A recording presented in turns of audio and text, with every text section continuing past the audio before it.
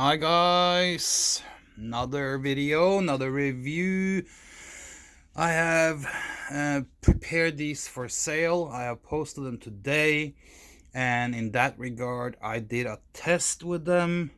I hooked up this not so nice looking, it's a little bit shabby, Crown 800 CSL amplifier, and I used that on these just to make sure that they work before I post them online. They are now for sale on Facebook Marketplace and eBay. They will soon be up on Reverb later this afternoon. So what can I say about these? How do they sound? Well, let's start off with the model number. These are the SH1502ER from Electro-Voice. They have the old school iconic Electro-Voice EV logo on the grill on the front, which I just love. I think they're so cool. They are two ways, 15-inch woofer with a horn tweeter / mid on the top. Condition on them is working condition is good. Of course, the cosmetic condition, I have just done a quick vacuuming and wiping off the plastic and stuff like that, but the cosmetic condition is what I want to consider average, which is then good, not like mint or anything like that, but they're good. Now, how do they sound? Well, I sold my subwoofers, so I had to test them without subwoofers.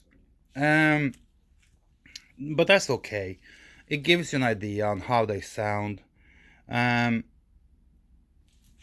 can start off with and say I have always liked Electro-Voice, probably just as much as I like Seren Vega and B52. There's always been something about the EV sound. Let's call them EV. There's always been something about the EV sound that has captured me as an listener, as a user, and it's the ability to put the sound out correctly. Electro-Voice has always been regarded as good, high quality pro audio stuff, and even hi-fi stuff back in the day. So when I got these in an auction not too long ago, I was kind of like jumping up and down a little bit, because I don't get a lot of Electro-Voice used into my store. It's normally PV and some other cheap crap, and that's because of the demographic and the location I'm located at. The demographic here is kind of like a little bit below average. Let me put it like that to be nice. But so when I found these, I was really happy, because I haven't had the chance of testing many EV here in my store. So okay, I put on, like I said, the Crown 800 CSL amp. I used a mixer. I used this little mixer right here, in fact, a little realistic mixer. And I used, as normally, my Denon CD player. I did not do any vinyl this time, I just did CDs. And I tested two different CDs. I tested some techno, call it techno, trance, dance, whatever you want to call it, Euro music. And that's just to test how they can deal with high output music and how high energy music type, because there's a lot of high energy when you play techno and dance and trance and all that stuff, and they swallow that like really good. It sounded really good, and just think about it, these are older type of speakers. These are not new by any stretch of the imagination at all, and these are older type of speakers, but they sounded really good on new school music or techno, dance, trance, whatever you want to call it. I was impressed. I have always been impressed by EV. The punch was there. They function very well down to like 30-35 hertz, not much below that, because I think they start rolling off around 40, so you get a little bit down in the low 30s. I also tested another CD, and that was with Pagan's Mind, which is progressive power metal or progressive metal. And I used their CD called God's Equation. And that's my favorite type of music, progressive metal. So, of course, I had to test them with that. And many speakers, and I want to say this about these JBLs and these Yamaha pair, many pro audio speakers, and you do playback from a CD and stuff like that. Of course, they sound better with that than they do live. But I have found out that progressive metal, or metal in general, can sound a little bit chaotic on many speakers. It does for sure on the Yamaha. It sounds good, but it sounds a little bit chaotic in the upper frequency area. JBL is a little bit better. These EVs, being a two-way speaker, tackle that job perfectly. Progressive metal that I played sounded really, really good on these Electro-Voice speakers. I was a little bit, I didn't know what to think, I think, because they're like an older type of speakers. You know, these are typical, the old school look and the old school way of doing it. You know, if you look in the front here, you know, this is typical for the old school stuff. But the sound was really good, and I thoroughly enjoyed them a lot. The 15 inches in the bottom are really powerful, and they're really good. The top, the horn, really nice. Doesn't create any listening fatigue. I even took them outside and I put them on the sidewalk here, and I tested them out. I run wires through the door and extension cords. So inside here now, because of all the I couldn't do it inside here because of all the stuff I have in here. It wouldn't be fair to the speakers to test them in here, so I had to do it outside.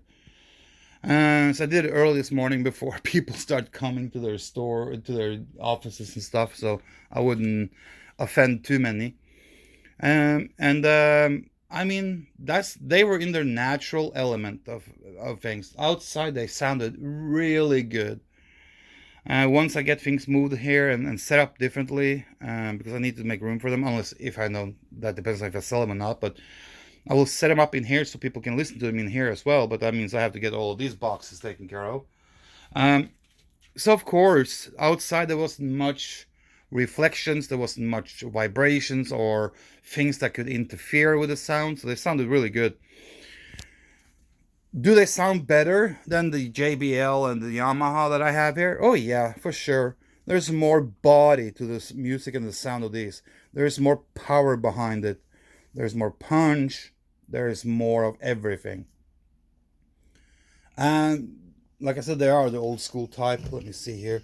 You know, you can see on the back here, dual quarter jacks on both. And they have that old school build size design on them. So would I recommend these speakers? Oh, for sure, yeah. Like I said, Electro-Voice has always been a good brand. They always made good products. Just look at that. That is so cool. And the sound do not disappoint. I want to say, if you combine these and you put these on top of folded horns, either from Electro-Voice or Vega, you will get a really, really, really good sound. And you will have a really good playback system.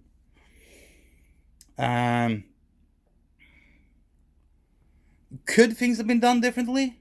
Of course, but you have to remember, these were made back in the day, and this was the standard back then. You don't see many of these today, but you could see this coming from the same type of design came from like PV, it came from Vega, and it was a well thought out design that worked back in the day, and it still works good today. I can only imagine how to have four of these on each side of the stage, and combined with some subwoofers, yeah, that would be pretty snappy. Um, so, what are the value on these? Well, a pair of these retails for about 500 to 600 bucks a pair today, and I have listed these for 500 for the pair. I think that's fair, pretty fair price. Um, that's not EV.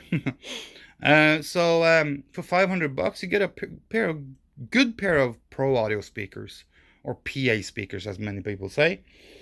Um, so, what kind of amplifier do I recommend you use on these? Well, I use the Crown 800 CSL, which is around 450, 475, something like that per channel. And it sounded like it was like really good. No stress, no distortion, nothing like that. Didn't feel like I was underpowering. It didn't feel like I was overpowering. I probably could have done even 500 or 600 watts on them without a problem, but 450, 475 per speaker is pretty darn good. So I hope you like this little quick review of these Electro-Voice speakers. If you come across them and you need some pro audio speakers, or you want some pro audio speakers, go ahead, get them. And there's no problem getting diaphragms for the horn. There's no problem getting recon kits for the woofers. So you're not running a huge risk of getting something that you can't repair if something goes wrong, or if something is wrong when you buy them. If you find a pair in good working condition and fairly good cosmetic condition, be prepared to pay somewhere between $400 and $600. If they need work, let's say you need some new diaphragms from the tweeters or the horn, and maybe a 1 or 2 recon kits, I would say offer around 200 bucks. That gives you a little bit of a wiggle room to spend money on diaphragms and recon kits. I haven't checked up what the cost, but normally diaphragms are like somewhere between 35 and 50 bucks per diaphragm, depending on the brand and of course model of the horn. And recon kits are normally somewhere between 70 and 120 bucks per kit. So that will give you a little bit of wiggle room if you have to do something. So until next time, guys, take care.